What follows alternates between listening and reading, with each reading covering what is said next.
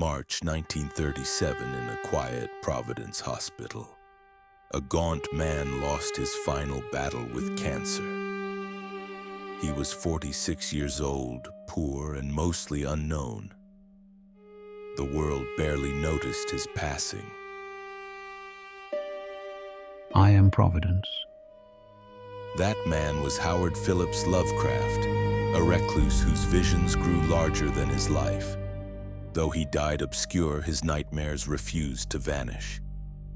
Lovecraft's life began in Providence, 1890, a city that would both protect and imprison him. His father collapsed into madness when Howard was 3 and never returned home. His mother, unstable and overprotective, treated him as delicate. He grew up anxious, pale, and frequently sick. From the start, he was hunted by dreams.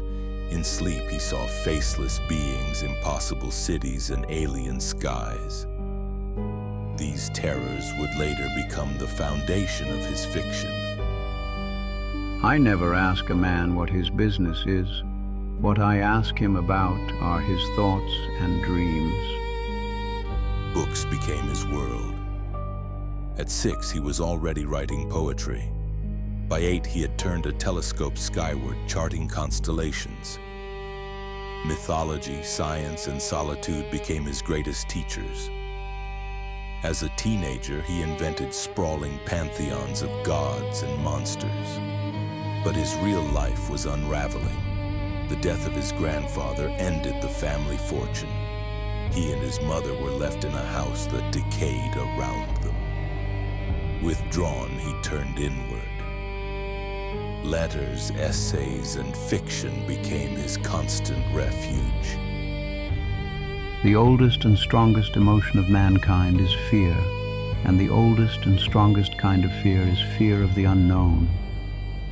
For Lovecraft, horror was not found in superstition, but in the immensity of the universe itself.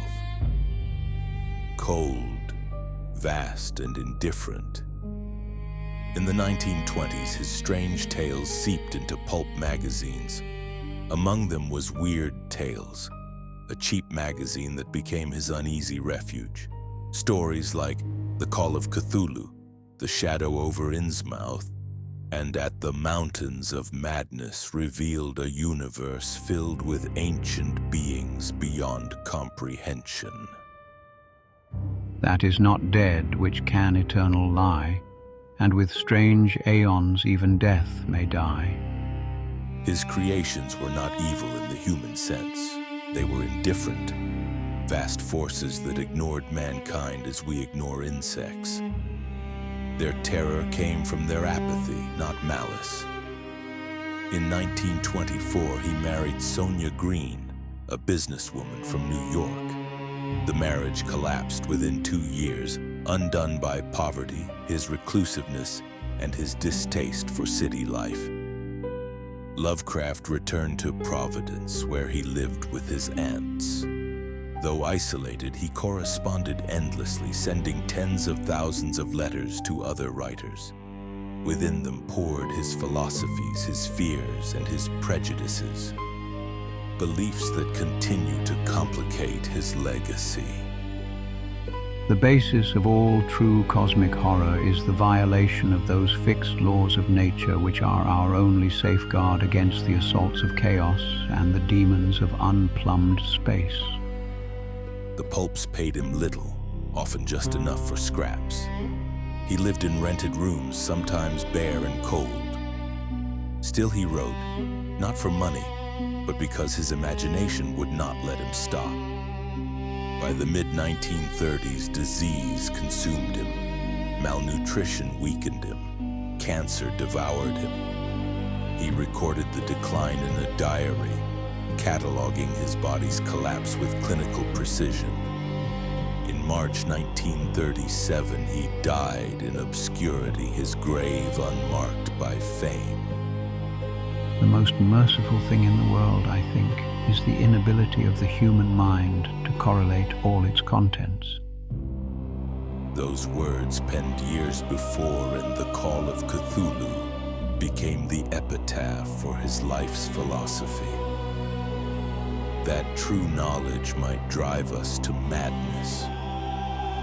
But Lovecraft's voice did not fade with his death. Friends preserved his stories, gathering them into collections. Slowly, his reputation grew. By the mid-20th century, his shadow stretched across literature, inspiring writers like Stephen King and filmmakers who carried his monsters onto the screen.